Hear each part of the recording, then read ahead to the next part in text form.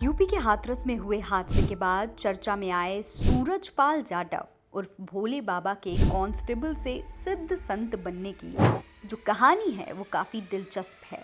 ये बाबा कौन है, कैसे बाबा बना और उस दिन हाथरस में क्या क्या हुआ, आज इस वीडियो में हम आपको सब कुछ विस्तार से बताने वाले हैं, इसलिए वीडियो को पूरा जरूर देखिएगा। दोस्तों, आरोप है कि बढ़ती राजनीति के बीच उसके कई अपराधों और कारनामों पर पर्दा डाला गया, लेकिन उत्तर प्रदेश के हाथरस में 2 जुलाई की दोपहर को सत्संग के बाद जो हादसा हुआ उससे कई राज खुल गए। बाबा के सारे कारनामे सबके सामने आ गए। दोस्तों, मरने वालों की संख्या 121 तक पहुंच गई है। जिला प्रशासन इसकी पुष्टि भी कर चुका है। 3 जुलाई को घटनास्थल पर पहुंचे यूपी के मुख्यमंत्री योगी आदित्यनाथ ने मामले की जांच हाईकोर्ट के रिटायर्ड जज से कराने के आदेश भी दे दिए हैं। एफआईआर में भोले बाबा का नाम नहीं, घटना के लिए जिम्मेदार आयोजकों पर एफआईआर दर्ज हो गई है, लेकिन इसमें भोले बाबा का नाम कहीं नहीं है। इस पर भी सवाल उठ रहे हैं। भोले बाबा का नाम इससे पहले तब चर्चा में आया था जब 2 साल पहले भारत में कोरोना काल की चिंताजनक स्थितियों के बीच उन्होंने फर्रुखाबाद में सत्संग का आयोजन किया था। उस वक्त जिला प्रशासन की तरफ से सत्संग में 50 लोगों के शामिल होने की अनुमति दी गई थी,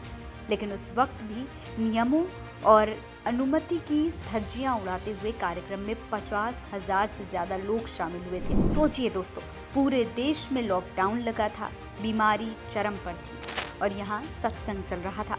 भीड़ के चलते शहर की यातायात व्यवस्था चरमरा गई थी और इस वजह से जिला प्रशासन ने आयोजकों के खिलाफ रिपोर्ट भी दर्ज की थी। 2 जुलाई को हाथरस में जो हादसा हुआ उसमें सत्संग को आयोजकों के तौर पर मानव मंगल मिलन सद्भावना समागम समिति का नाम इश्तिहारों में दिया गया था।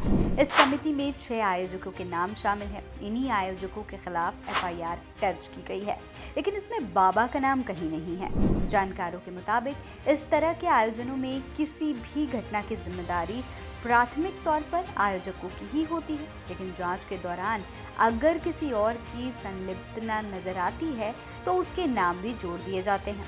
क्या है भोले बाबा की पृष्ठभूमि? सूरजपाल जाटव और भोले बाबा कासगंज के पटियाली क्षेत्र के बहादुर नगरी गांव के रहने वाले हैं। दोस्तों, प्रवचन के दौरान ये भोले बाबा सूट बूट और रंगीन चश्मे में अपनी पत्नी के साथ दिखाई देते हैं। अशोक शर्मा के मुताबिक वो यानी कि भोले बाबा तो कहते हैं कि स्वेच्छित अवकाश लिया, लेकिन सच्चाई ये है कि छेड़छाड़ के एक मामले में पहले वो निलंबित किए गए और फिर बर्खास्त कर दिए गए। उसके बाद पटियाला में उन्होंने अपना आश्रम बनाया। आलोक शर्मा बताते हैं कि उनके घर पर एक नल लगा है। उन्होंने और उनके शुरुआती अनुयायियों ने प्रचारित किया था कि उस नल का पानी पीने से तमाम रोग ठीक हो जाते हैं और लोगों की परेशानियां दूर होने लगती हैं। लोग नल का पानी भरकर ले जाने लगे। अशोक शर्मा आगे बताते हैं कि ये बात फैलने लगी थी। अब तो घर घर कई नल लाइन से लगे हुए हैं। कई राजनीतिक दलों से अच्छे संबंध। भोले बाबा गांव कम आते जाते हैं, लेकिन उनके श्रद्धालु यहाँ आते जाते हैं। हालांकि भोले बाबा के बारे में कहा जाता है कि वो अपने अनुयायियों से कोई भेंट या चढ़ावा या चंदा नहीं लेते हैं, लेकिन आयोजक उन्हें जरूर भेंट अर्पित करते हैं और आरोप लगाते हैं कि ये भेंट अनुयायियों या श्रद्धालुओं से चंदे और दूसरे तरीके से वसूल की जाती है। दोस्तों, भोले बाबा मीडिया से तो बहुत कम बात करते हैं, मीडिया में कम ही आते हैं, लेकिन सोशल मीडिया पर उनकी टीम जरूर सक्रिय रहती है। बाबा का राजनीतिक रसूख भी है, सभी पार्टियों में है। आरोप लगते हैं कि बीएसपी सरकार में मंत्रियों जैसा रुतबा था। तो समाजवादी पार्टी में अखिलेश यादव उनके प्रशंसक हैं। प्रदेश की मौजूदा भारतीय जनता पार्टी की सरकार में भी उनके रुतबे में कमी नहीं आई। स्थानीय लोगों के मुताबिक बड़े बड़े अधिकारी भी उनके आश्रम पर आते जाते रहते हैं। बाबा के सत्संग में गए लोग क्या बताते हैं ये भी जान लिए। सुनील बताते हैं कि बाबा अपने प्रवचन में खुद को भगवान यानी हरि का शिष्य बताते हैं और कहते हैं कि साकार हरि ही संपूर्ण ब्रह्मांड के मालिक हैं। हालांकि सुनील का ये भी कहना है कि ज्यादातर लोग उनकी चमत्कारी शिक्षा की वजह से उनके अनुयायी बने हैं। अब सवाल उठता है कि ऐसे आयोजनों की अनुमति कौन देता है? दोस्तों, हाथरस के हादसे के बाद एक बड़ा सवाल ये भी उठा है कि आखिर इतने बड़े आयोजन की अनुमति मिलती कैसे है, जबकि इतनी भीड़ को बुलाने के लिए तमाम तरीके की ज़रूरतें होती हैं, तमाम तमाम तरीके की तैयारियां करनी पड़ती हैं। तो फिर ये सब कुछ होता कैसे है? अनुमति तो दोस्तों स्थानीय प्रशासन या जिला प्रशासन ही दे देती है। जैसे कि हाथरस के मामले में एसडीएम ने अनुमति दी, लेकिन तमाम अन्य विभागों से क्लियरेंस भी लेना पड़ता है। हाथरस में आयोजित सत्संग से जुड़ी मौजूदा जानकारी के मुताबिक यहाँ ऐसा कुछ भी नहीं किया गया। अब दोस्तों आप ये भी जान लीजिए कि क्यों ये भगदड़ मची और कैसे लोग मरने लगे। इस पर पत्रकार बताते हैं कि राजनीतिक कार्यक्रम या सामाजिक और शैक्षिक कार्यक्रमों के लिए तो तमाम तरीके की औपचारिकताएं पूरी होती हैं। LIU रिपोर्ट ली जाती है, इसमें कई तरीके की सूचनाएं होती। यूपी में तो ऐसे कार्यक्रमों में ज्यादातर जगहों पर धारा 144 का हवाला देते हुए मना ही कर दिया जाता है, लेकिन धार्मिक कार्यक्रमों से जुड़े मामलों में तमाम मानकों को दरकिनार कर दिया जाता है। यहाँ तक कि आयोजक कोई औपचारिकता तक नहीं पूरी करते, सिर्फ सूचना दे देते हैं।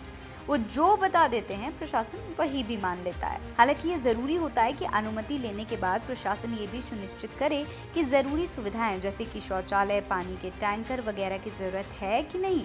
पुलिस का भी इंतजाम किया जाता है, लेकिन धार्मिक कार्यक्रमों में उन्हीं के वॉलेंटियर्स पर सब कुछ छोड़ दिया जाता है। भगदड़ के कारण मौतों का केंद्र बन जाता है। आने वाले लोगों के साथ कोई हादसा हो जाए तो उसका किसी तरीके का कोई इंश्योरेंस भी नहीं होता है। हादसे के बाद परिजन पूरी तरीके से सरकारी अनुग्रह राशि के भरोसे ही रहते हैं और इलाज भी सरकार ही कराती है। पर दोस्तों हाथरस में प्रशासन और सरकार की लापरवाही भी सामने आई, क्योंकि जब ये हादसा हुआ उसके बाद ना तो एम्बुलेंस का इंतजाम था और ना ही अस्पताल में डॉक्टरों का। इसीलिए अब राजनीति तेज हो चुकी है। विपक्ष आरोप लगा रहा है प्रशासन पर। दोस्तों अखिलेश यादव आरोप लगा रहे हैं तो वहीं सरकार विपक्ष पर आरोप मढ़ने की कोशिश कर रही है, क्योंकि अखिलेश यादव का बाबा के साथ एक पुराना फोटो वायरल हो रहा था। हालांकि इस पर अखिलेश यादव का कहना है कि सरकार को अपनी जिम्मेदारी दूसरों पर नहीं मढ़नी चाहिए। ये पूरी जिम्मेदारी सरकार की थी कि वहाँ पर हर तरीके की व्यवस्था का इंतजाम किया जाए, लेकिन ऐसा कुछ भी नहीं हुआ।